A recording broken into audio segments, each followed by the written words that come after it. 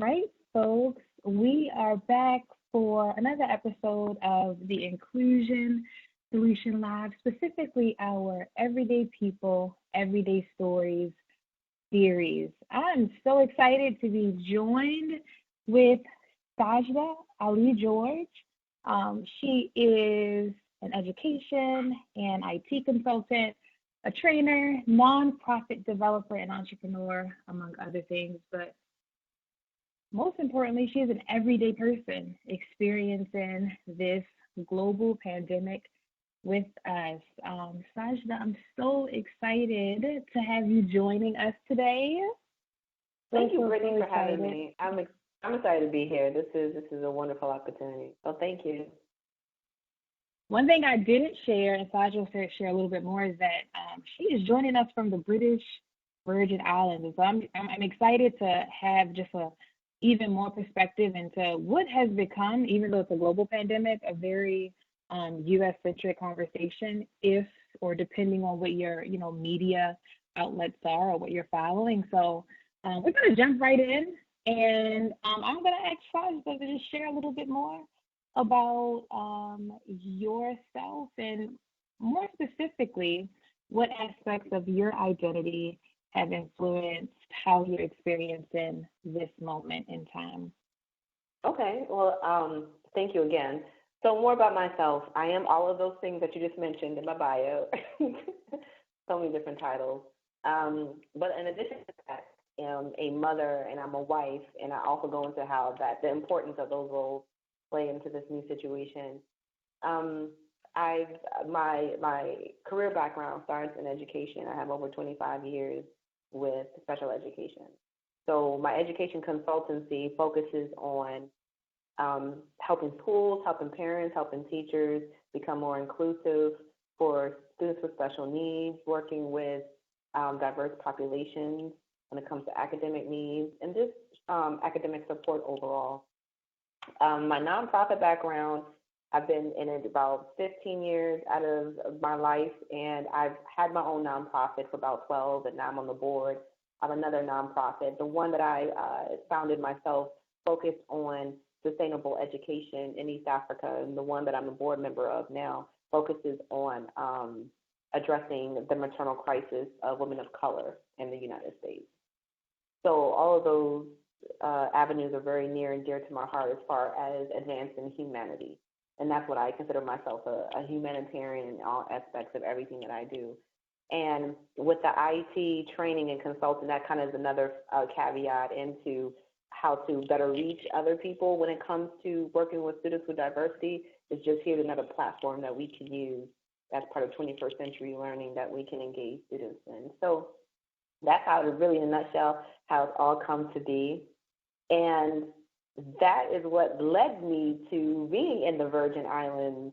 My husband's a consultant as well, and so last summer he took a position with the Ministry of Education down here to do some work. And I was still in North Carolina at the time, and I had come back and forth visiting him, but I was still in North Carolina doing work as an education consultant. And then they offered me a 3-month contract starting in January, ending in March. So came down this here. January. Yes. Oh, so you're new in the British Virgin Islands and experiencing the. Oh, wow. Yes. So with the consultancy that I do, I often travel. That is a perk of what I do. I travel domestically often, and I also get a few opportunities to travel internationally. And I feel like it's part of my greater passion to do it internationally because around the world, special education and differentiation instruction is not seen the same way, right? There's a lot of cultural and social barriers that keep students from across the board from really getting the type of education that they need for their circumstance. So I take great passion in going over the pond or across the waters to help educate and collaborate with other teachers and advancing that. So that was a purpose for me coming over here, especially in the secondary schools or the high schools. They did not have a special education program necessarily for the secondary schools. So my purpose for the 3 months as a consultant was to work on that. And once my contract was over, the plan was for me to come back home to do some more work and kind of reset. Um, and with that being the case, my son and my husband has children. I have children, so we're like a black Brady bunch. All of our children are still in North Carolina.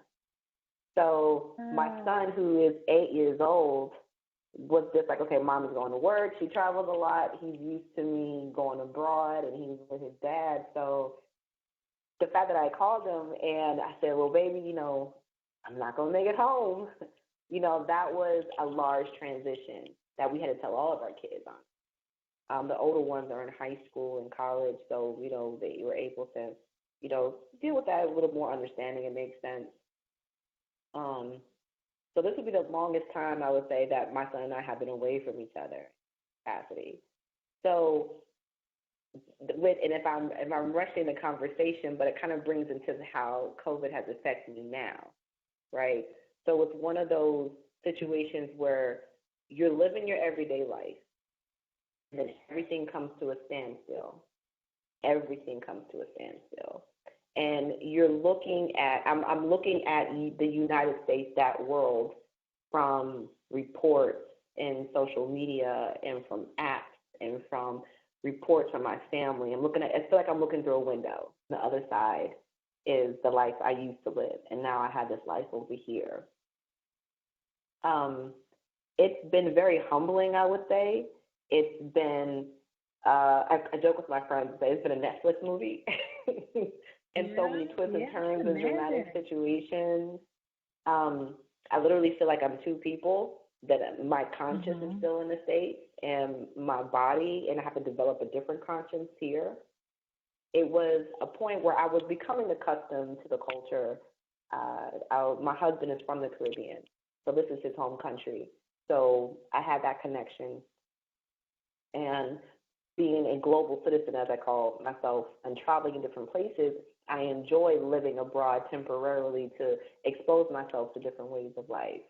But becoming affixed to a position by circumstance, that it just stops you. It just stops you, and you have to train your mind to adjust to everything that's not typical.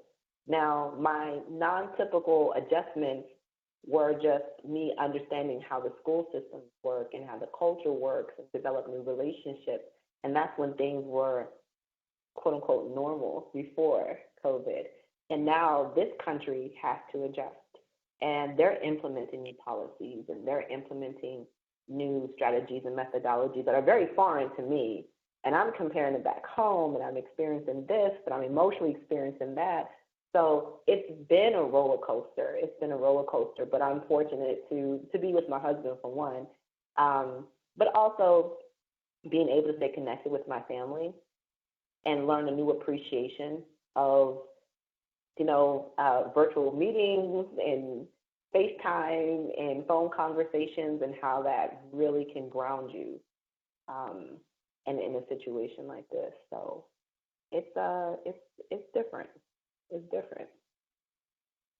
You talk about experiencing, obviously, like what's going on over here in the States from like outside the window, and then, physically being there. Like, what is in some of the differences? So, like, what is, based on, I guess, what you've observed and perhaps even heard from your family about, like, what we have going on over here. So I'm in Maryland. We're still shelter in place. Schools are closed up until May 15th, but it'll probably exceed that. I have a feeling that schools are going to end up closing or be closed until the end of the school year. What's going on over there? Like, what are some of the differences? I guess maybe even similarities in how the country's responding. So the United States started to experience the spread much sooner than the British Virgin Islands. And to kind of give you a visual location of where we are. So if you've been to Florida, then from Florida you can go to Puerto Rico, and then from Puerto Rico you can go to the U.S. Virgin Islands, right? St. Thomas. So that's still all U.S. territory. The British Virgin Islands is right below the U.S. Virgin Islands, right? So we're only 45 minutes by ferry boat away from the United States. Gotcha. And the U.S. Virgin Islands and the British Virgin Islands are like sister islands. They have a political and international relationship because they do Mhm. commerce and business with one another. So here they often look to the United States to see how things are being done and kind of lead the charge because economically we have this pairing and this relationship that is necessary. Just starting from St. Thomas being a sister island, so a lot of focus was on the U.S. In addition to that, it being Caribbean country, of course, uh, the biggest economic factor here is tourism. So while everyone's watching the United States, they were also looking at the cruise liners to see what they were going to do. Personally, watching everything happen around the world, and I'm very much I'm a news buff. I'm constantly looking at the news all the time between CNN and BCC and all, Al Jazeera and all those other news stations. I'm trying to find out what's going on. And then when I saw that the cruise liners were being shut down in other places, but they haven't started yet in the Caribbean, I was like, what are we waiting for? It's coming. It's Mhm. coming. Mhm. So it was quite interesting to kind of see how the spread was happening, um, uh, categorically in that sense. So once the cruise liner stopped here, then we were just pretty much operating without the largest economic factor here, which was tourism. But that was brief. Um, there are a lot of multimillionaires that live here. A lot of people escape to the Caribbean, and so we had a lot of that with different people from the United States who were wealthy coming in, and then after that, they started to bring in the virus. So once the first confirmed case came in, that's when they put us on lockdown. Now, the difference between our lockdown and the United States lockdown is, well, y'all don't have a lockdown. Y'all have a stay-at-home order, which is very nice. Yeah. It's nice to stay because you can still go out to the grocery store, you can still go to the hospital, you can still go to doctor's appointments, you can still handle essentials, Mhm. you can drive to family members if necessary. You can actually go outside of your house and walk around the neighborhood. You can exercise. And even with some Mhm. areas before then, you might have been able to go to the park. Here, when they say lockdown, it's similar to what they did in China. You cannot leave your house for any circumstance for 24 Mm. hours. So for 24 hours, when we first were informed about the 24-hour lockdown, they gave us 3 days to go shopping. And this is an island with a population of about 50,000 people. And so everybody was racing to the store to purchase food and necessities for 14 days, because that's how long we were going to be locked down in our homes. Um, so that was unique for me. We live in an apartment, so we don't have a yard. At least if you had a front yard, you can Gotcha. go out to your front yard and get some exercise. But if you're in an apartment, that's it, Mhm. which a lot of people are. So that was a very interesting experience, and it was interesting explaining to my family when I would communicate with them because they would use the word lockdown, facetiously. I was using it Like, legitimately. nah, I was like, no, I'm we're locked locked down. Everything is down. closed. It's like Shawshank in here. We're locked down. Like we can't leave. They're patrolling the streets and making sure people stay in their homes. And if not, there are legal consequences to that with the police. So that was a very unique situation for me for 14 days, the first 14 days. And so everyone stayed glued to the news to find out what would be the next step. And the government here took a very strong, proactive position when it came to the spread here. I would say that before the lockdown happened, we had not had one confirmed case. And then when the lockdown happened, we had only 2 confirmed cases, but those people were being quarantined. Right. So if you kind of look at their methods as far as the extent that they went starting off, they went very, very strong. And then, so far since the lockdown started in the beginning of March until now, from what they report, we've only had about 6 confirmed cases, and out of those 6, only 1 death. But we have been on lockdown for about 30 days. So they were very Now this right. is the real lockdown. The real lockdown, like the this real, is the real lockdown. We real lockdown for 30 days. Um, After the first 14 days, they let us out for 3 so we can get essentials. And that was a madhouse, as you can imagine. Everybody coming out, doing whatever they need to do, trying to pay bills. The government working with different service providers, such as internet service providers and water and electricity, to make sure that the people still have their needs met. So that lockdown took on for about another, I think another 12 days or so. So everyone was looking forward to leaving. And so that's when more cases, actually that's when the one person actually died. So they decided to put us on lockdown for another week and a half. But this time, instead of us leaving, they just established a food delivery service. So you can go online and purchase your groceries from different markets, and they would deliver it. So this was sanctioned by the government. The food delivery service, was that something sanctioned by or driven by the business community, or was that actually like guidance that came from that was sanctioned by the government? That was initiated and sanctioned by the government, because at that time everything was closed down.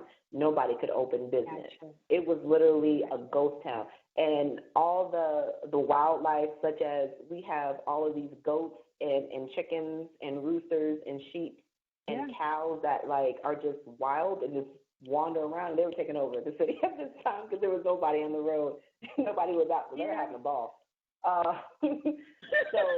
Like finally.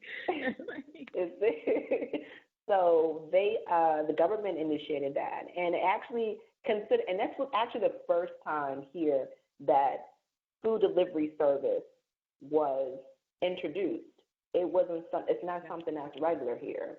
So it was introduced, and it was introduced on a mass scale. And coming from America, of course, we have high expectations for food delivery, because to us, you blink and get your food like that. So I saw how new business and infrastructure was developed at this time.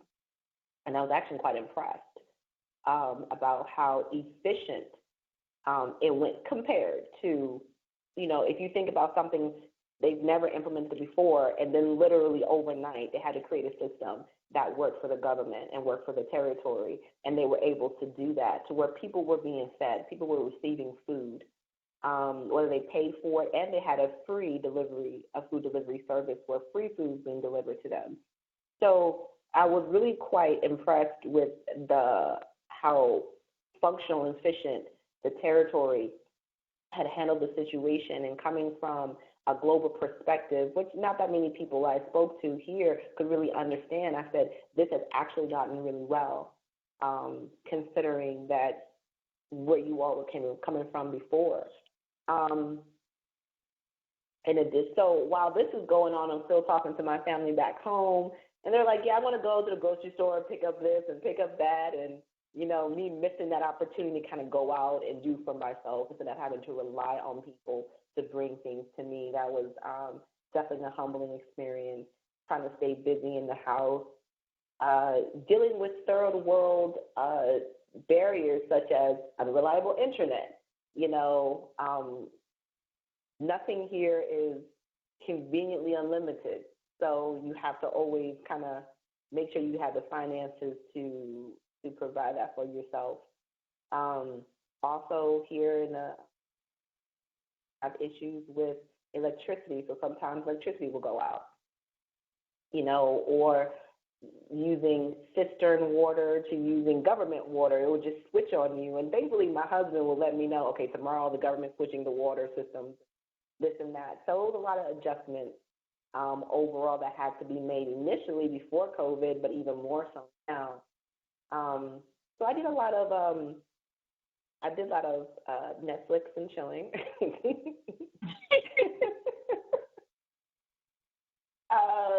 I just caught up on a lot of music. My husband and I, we played games, board games. We worked on lessons. We also established a business here. And the time that we've been here, it's actually the first academic supplemental business focused on diversity and inclusion for the island. So that was very successful, actually, right before COVID happened. And so for it to abruptly just stop, like, ooh, what's next? Now about 3 or 4 months into the success of our business, we had to transform, Yeah. and find a way to reinvent ourselves. And I noticed that is a very hot topic on LinkedIn, how to reinvent yourself during a time like this. If your business is providing something that's more of a tangible product, now everyone is on a virtual platform. How do you transition yourself? So that was something that we worked diligently on as well. Being within school systems, we followed along with the schools to find out what their next moves were and just how we could be a part of that effective change. Being an IT trainer. How was the school system impact? So I wonder lockdown is obviously different than shelter in place. And the schools up here are still, to some extent, or at least in our district, business as usual, but just a virtual platform. And so with the school, how was the school ministry impacted? Did that shut down altogether? Yeah, they shut down altogether. They actually shut down before there was a lockdown. Gotcha. Okay. Yeah, so they shut it down, and it was, and I guess everything happened in a uniformed way. So of course, I guess the government already knew what was going to happen, and they got the schools handled first because it was all kind of seamless the way it went from the schools shutting down, different public service industries shutting down, to now all of a sudden the lockdown happening. And interesting enough, as we were going through our lockdown, it just ran right into what was already a calendar scheduled for spring break for the schools, and they're out for about 3 weeks. That was already part of on their schedule. So during the spring break, everyone's locked down. Now the schools are starting to do more training and develop a whole new system because they're starting back on Monday, and every single teacher in the territory, an administrator, an assistant has to learn how to use a virtual platform to teach. So my husband and I have been very active in helping with that and being part of various teams and preparing the teachers for that. And of course, on my end, working with teachers in the special needs department. So it's been very interesting of how things have transitioned so abruptly, but the understanding that life has to go on, achievements still have to be made, and things have to still be done is paramount. They are bringing back the economy slowly. Now, what I mean by that, now we're on what they call a soft curfew. So we're only able to be out from 6 a.m. to 1 p.m. Then after 1 p.m., we're locked down again until the next day. So right now, I'm in my office at school, and so you said you have to leave at 12. I gotta leave at 12 too because I have to rush back to the other side of the island to meet before 1 o'clock.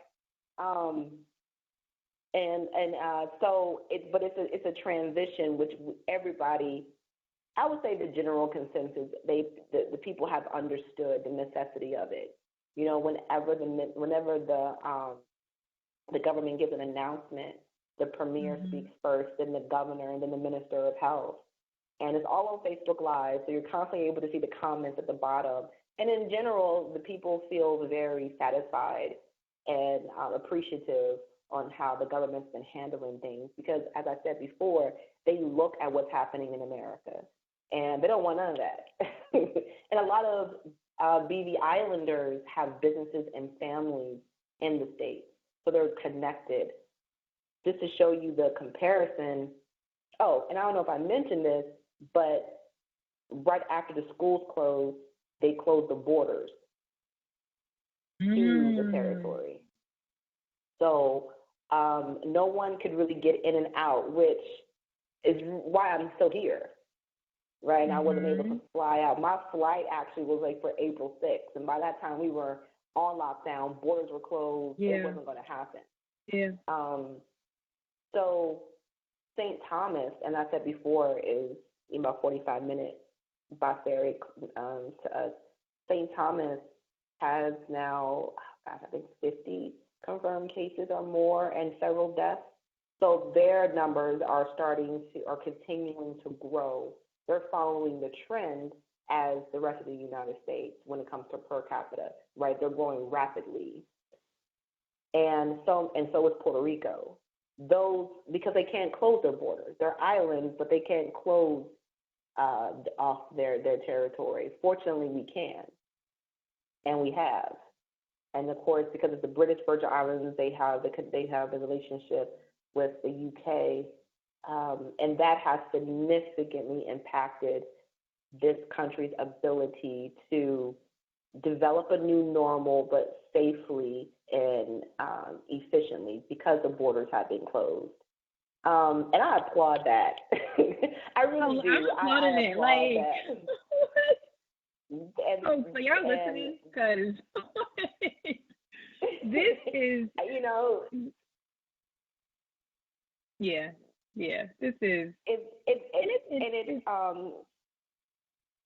And so, comparing our strategy, what's been happening here compared to what's been happening in the States, as I see that things are progressing and we're moving towards a positive direction and flattening the curve or stopping the spread, actually, because we don't really have a curve, thankfully, because of our numbers have been so low. We're still under 10.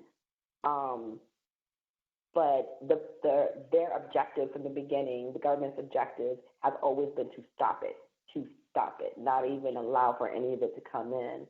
So, comparing this to what's happening in the States, I had somewhat of a small little anxiety attack when I read about all of these states opening up, and the numbers are continuing to climb.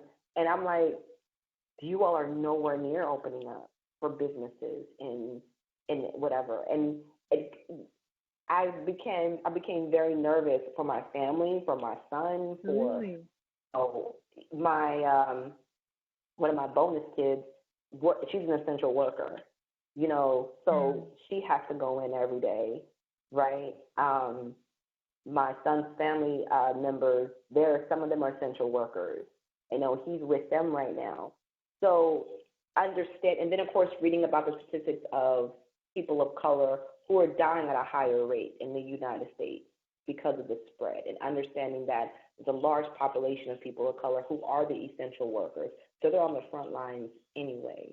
So whatever is out there, it's going to manifest in their communities. And then how African Americans and Latino Americans, they're turned away constantly in the hospitals due to that. And I was already aware of the racial disparities in the medical system for people of color.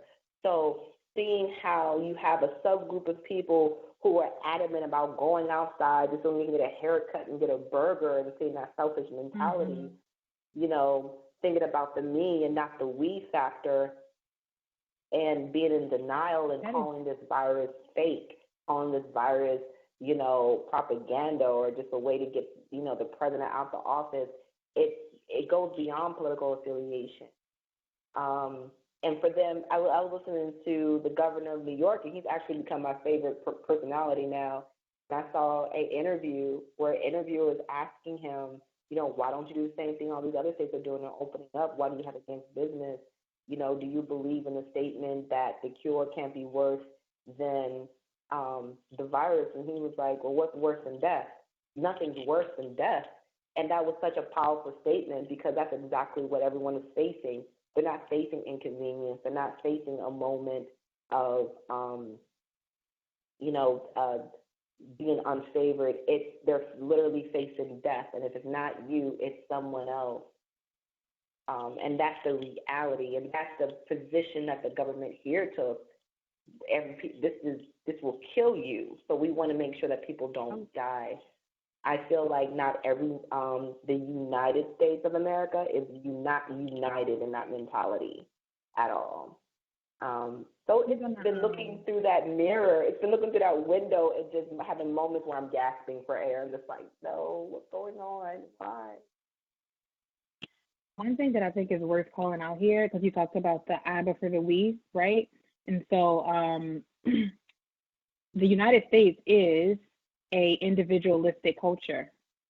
We actually explored on the blog this week how individualism is a pattern of white supremacy culture. Right. I'll make a connection here. And in our last season, Travis Jones, he talked about how white supremacy culture being so invisible in the norm that even those who think they benefit from this, being part of the dominant culture, aka white people, don't realize how it can eventually like kill them, right? Like lead them to death. Like the name of the episode was "Dying from Whiteness." And so it's interesting because it's not even interesting, but it's deadly. That's what it is. And we've embraced this cultural norm of bootstrap theory, worry about yourself, I over we. It's all about making it up the economic ladder to the point where you actually have leaders choosing profit and economy over people. And so to hear this, the British Virgin Islands, the premier is Black. No, island's Black. This is a Black-led country. This is a Black-led country. The only person who's not is the governor. Right. Mm-hmm. Right. I just want to call it out. So it's like, the Caribbean and even other parts of the Black diaspora are known to embrace collectivism, the we over the I. Like this is what this looks like in practice. And I think a lot of times we get so stuck in, especially just U.S. culture more broadly, in our norm and sort of this internalized esteem, not even thinking about or even occurring that there is so much to be learned, so much to like interrogate about ourselves and what we've learned, if we even consider like another way. And so to just hear this is refreshing because I don't think we hear enough the ways in which communities of color, Black communities in particular, solve problems, create structures, deal with global pandemic challenges, and do so in a way that yields these kind of outputs and outcomes and prioritizes people and life. Like you're right, like he's right. What is worse than death, right? Anyway, I had to get that off. No, I've had that conversation. No, I'm glad you said that. I had that conversation with a friend of mine, and she's from the UK, and we actually got down here around the same time. Our husbands are of the same family, so we met for the first time and realized we're cousins through marriage. And she's Pakistani, but she was raised in the UK. So what I'm experiencing with the U.S., she's experiencing with the UK, looking at the news and how everything is going up there and making comparisons. But oftentimes the U.S. and the UK, as far as white entitlement, their behaviors are similar. Mm-hmm. And so we're constantly, she and I are people of color. She's Pakistani, I'm African American. And so we're looking at them, we're like, they're crazy. Why can't they understand that by them thinking individualistically, they're hurting the population on a grander scale? So we've kind of leaned on each other as far as, adapting to a different culture before COVID. And so experiencing how the government's been handling, of course, is outside of our norms, our social norms, or what we know our countries to do, but we both have a strong appreciation for it. We will tell one another, oh my God, I'm tired of being here. I'm out of food. This is crazy. I'm going stir crazy. I'm running around the room. But if I had a choice, I would rather be here experiencing this than in the United States or in the UK, because we feel like what's happening right now is going to benefit us. It hurts me to my core that I can't see my son. I can't go home. Mm-hmm. And there's been moments where my husband had to pull me from running out the door of my suitcase because my urge as a mom, at that moment superseded my sense of what will be the purpose of going back there with the situation being as grave as it is. And he would have to reinforce, baby, it's not about you. You go back there, you catch it, you can't come back here, And then how can you help your son if you're sick, So once again, that is, think about the we situation. As much as you want to see your child, you come back here, you can potentially infect everyone here, and you may not even get to see him because you never know what will happen between the airport and, visiting. So there's more of a risk for my purpose, my needs being met, my maternal needs being met. But that was me having that challenge of the typical U.S. American individualistic mindset that we promote often versus look at the greater group and the community. And now that you're part of a community, it just can't be about what you want. So I had to create a sense of normalcy and connection that's unique with my son now virtually. We had to build that, So I'm like, okay, let me use my maternal skills and try to create something that's going to make him feel connected with me and vice versa. And that has worked. That has worked, and it's actually worked with all of our kids. So that is something new that I've had to experience, and I've had to kind of dig deep and become creative about. But it comes with the understanding that, as spiritual people believe, this too shall pass, but it may not pass as quickly as we think. And I think that oftentimes when we say those motivational words, this too shall pass, we're thinking it's going to be a 48-hour pass. We're thinking it's going to be like a week-long pass. But this could go into the next year and potentially the following year. As of right now, we don't know when they're going to open the borders. We really don't, But as they take things along, very cautiously and with proper judgment, it is with the mentality of we want to make sure that not only does this goes down and goes away, it stays away. Or we have systems in place to where we can address it if it were to reoccur.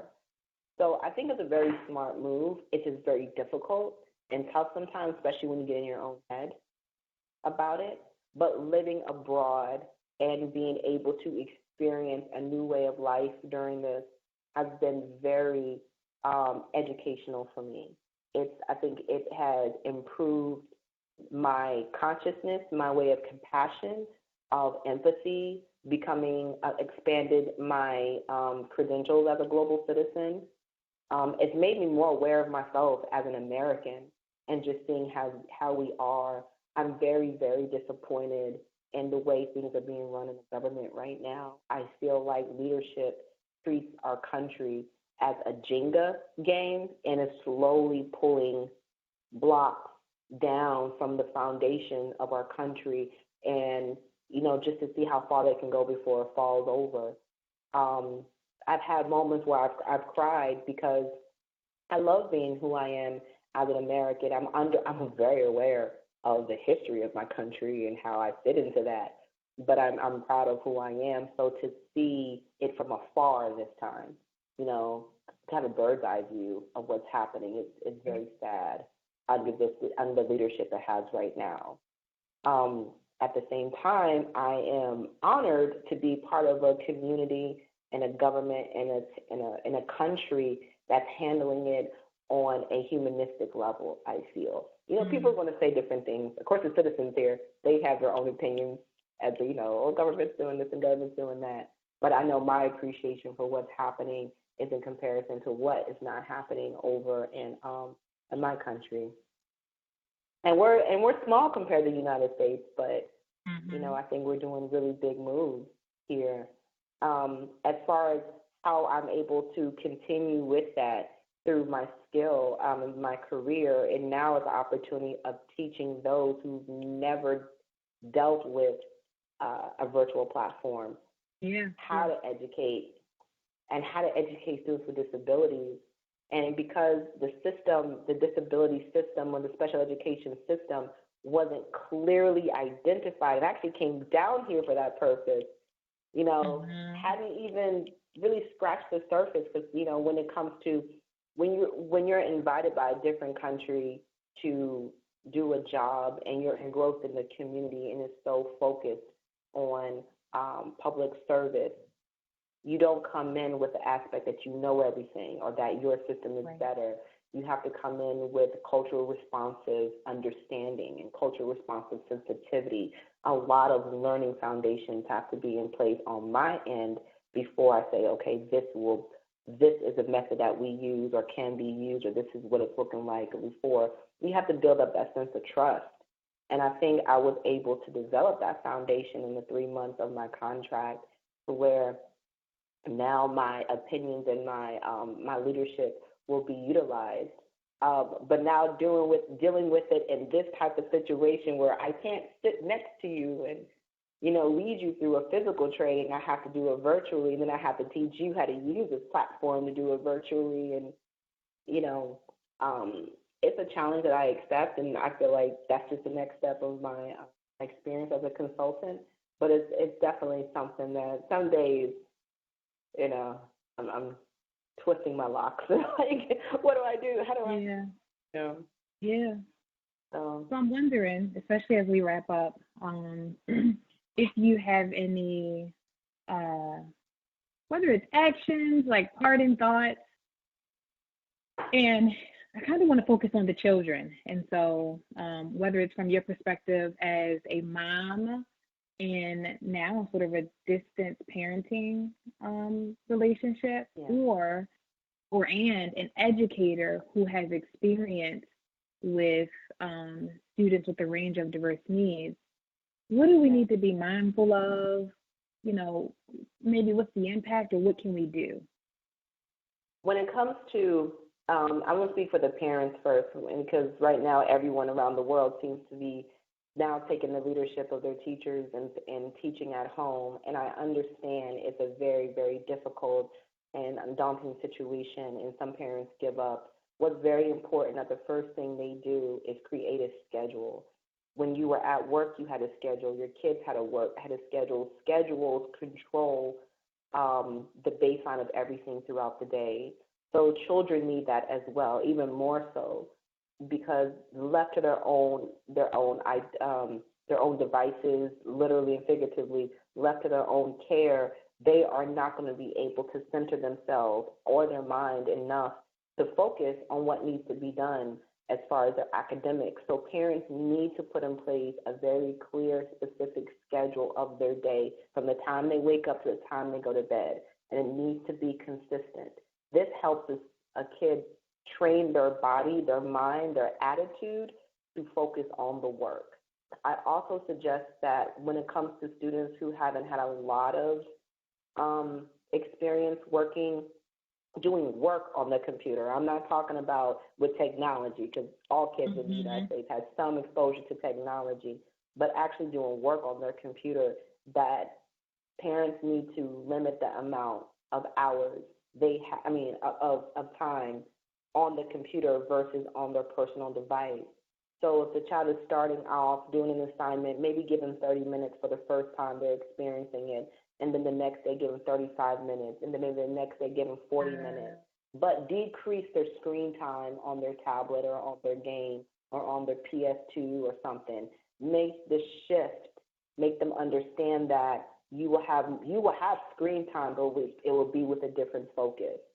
I think that's important. And then also put that into the schedule. Allow their children to understand you will have breaks, you will have free time, and you will be able to do what you need to do, but getting the work done is important. And that's what teachers have always tried to do with their kids.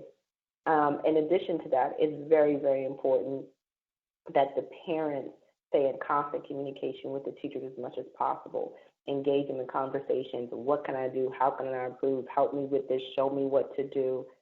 The teachers are willing and wanting to have those conversations because they understand what they're going through, and they want to be as helpful as possible. And it's difficult for them as well, because a lot of teachers in the United States, around the world, are parents as well. So they're trying to juggle that. So they have that camaraderie with these parents nowadays.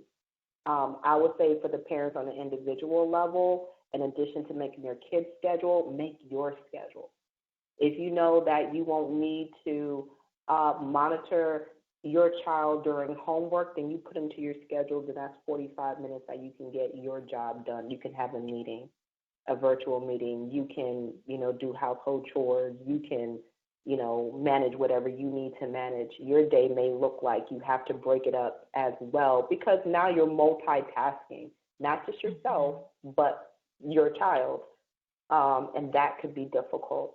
I would say that from the time a parent get up an hour early, maybe even 2 hours early than you have your child scheduled, so you can get whatever you need to get done. That's most important. And communicate that to your coworkers if you're working from home. I think even if for parents who are not working from home and who have been laid off, still create a schedule for yourself, because this will help with your mental health as far as keeping yourself focused, knowing what to do and the steps to do it. For the teachers, when it comes to teaching online, I would suggest, if possible, change your expectations as far as the rubric, as far as the academic expectations of the grades.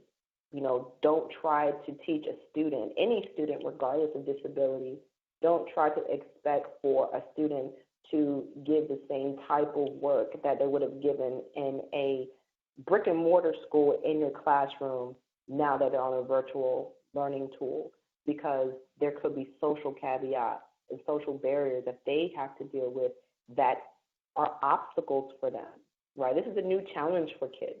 Kids are very resilient with dealing with obstacles, but they're used to what they're used to.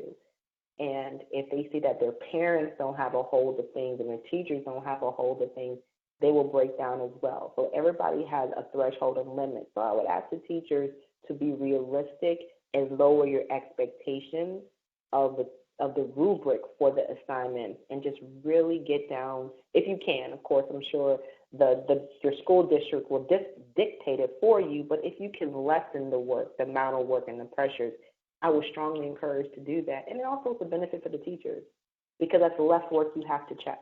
That's less amount of work you have to check and you have to go through as well.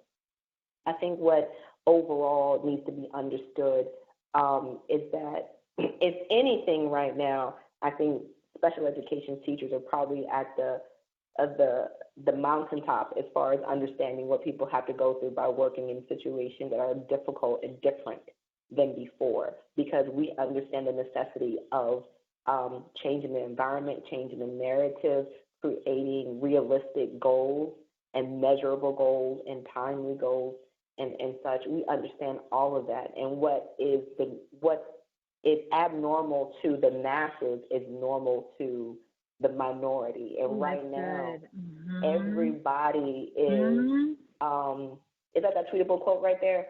That's so good. That is so good. So right now, everybody's experiencing what someone with a learning challenge is experiencing, learning how to adapt in an environment that is abnormal to what they need and what they're used to, and they have to learn immediately in order to keep up. So those are some of the techniques that we in this field often use,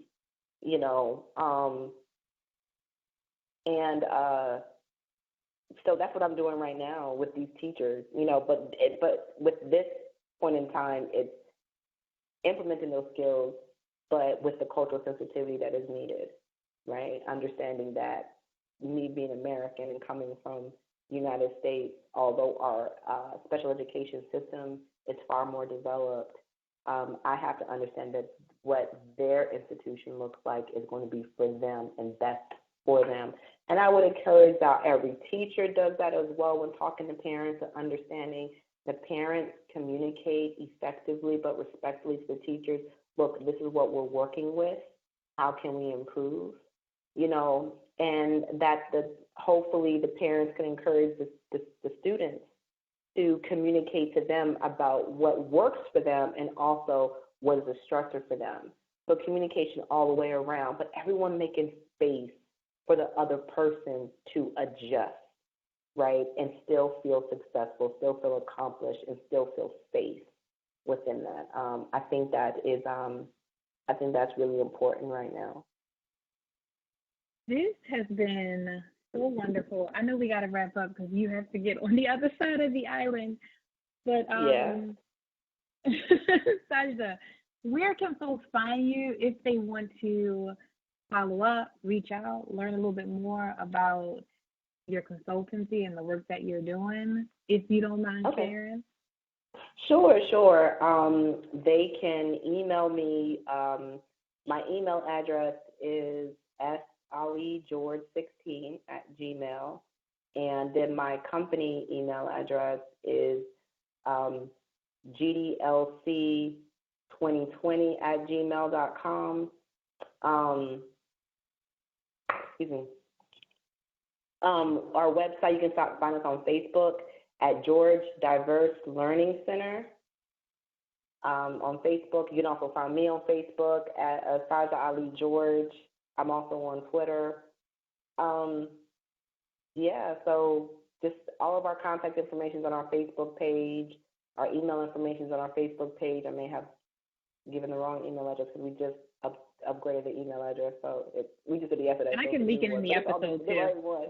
Yeah, the right one is on the Facebook page. But that's what we do. We often, my husband and I, we often talk about this. So he works with the regular ed teachers. I work with the special ed teachers and parents all the time. So just reach out, and we're able to help in any way possible. We are appreciative. We got just a real life day-to-day account, which I think is just critical, even as we just broaden our own understanding of what is going on beyond our bubble. So I'm appreciative of that. And then obviously the tactics and tools you left us with for really dealing with, adapting to what has become this normal. And I know that our listeners will absolutely benefit. I'm so grateful to you. Thank you again. And folks, we will include all of that contact information for Sajda and her husband and their firm in the episode notes. See y'all soon.